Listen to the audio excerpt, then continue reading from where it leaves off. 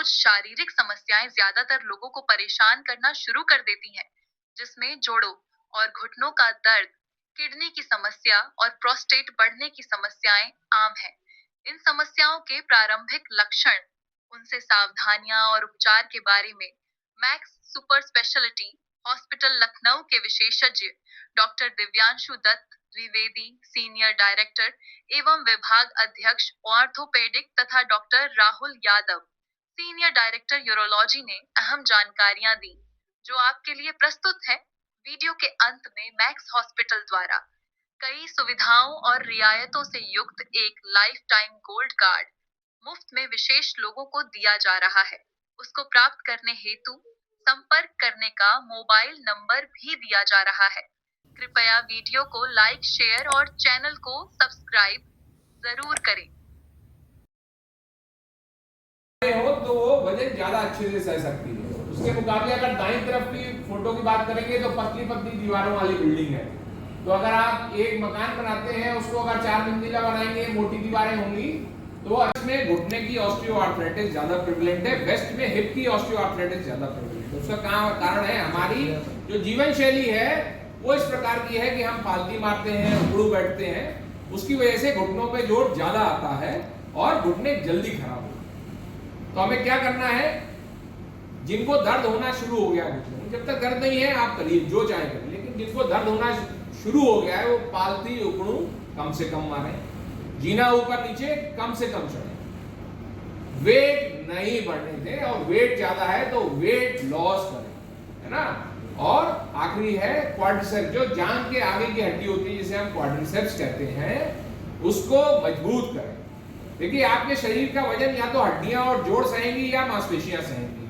अगर मांसपेशियां मजबूत होंगी तो जोड़ के ऊपर दबाव कम पड़ेगा, आपको ऑस्टियोआर्थराइटिस का प्रोग्रेशन कम होगा, है ना।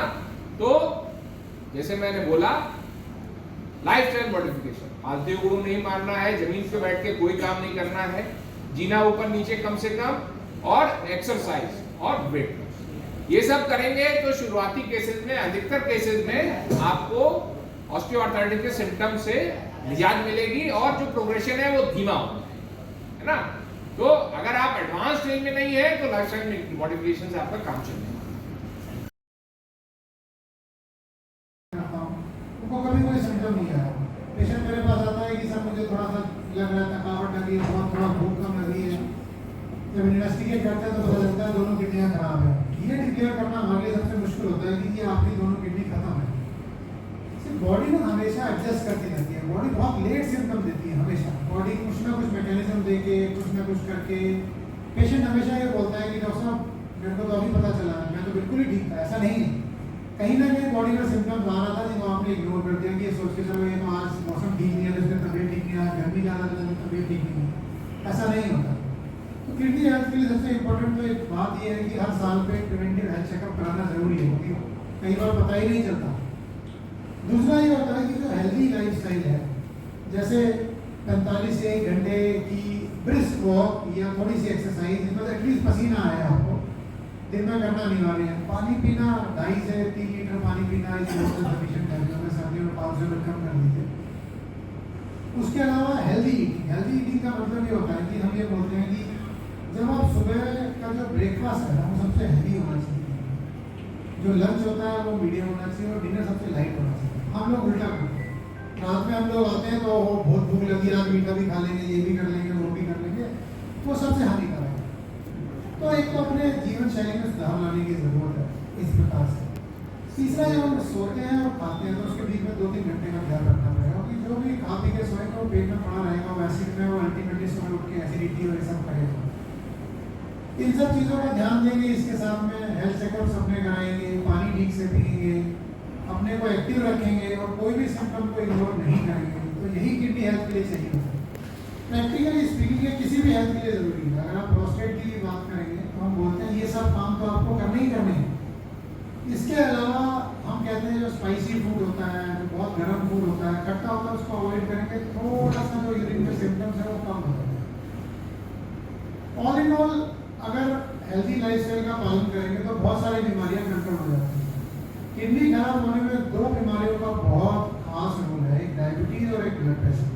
मैं जितने लोगों का भी किडनी ट्रांसप्लांट करता हूँ 70% पे तो डायबिटीज होती है, हाइपरटेंशन होता है, दोनों होता है। सो अगर डायबिटीज और हाइपरटेंशन कंट्रोल नहीं है तो 15-20 साल में वो हम लोगों को छोड़ेगी।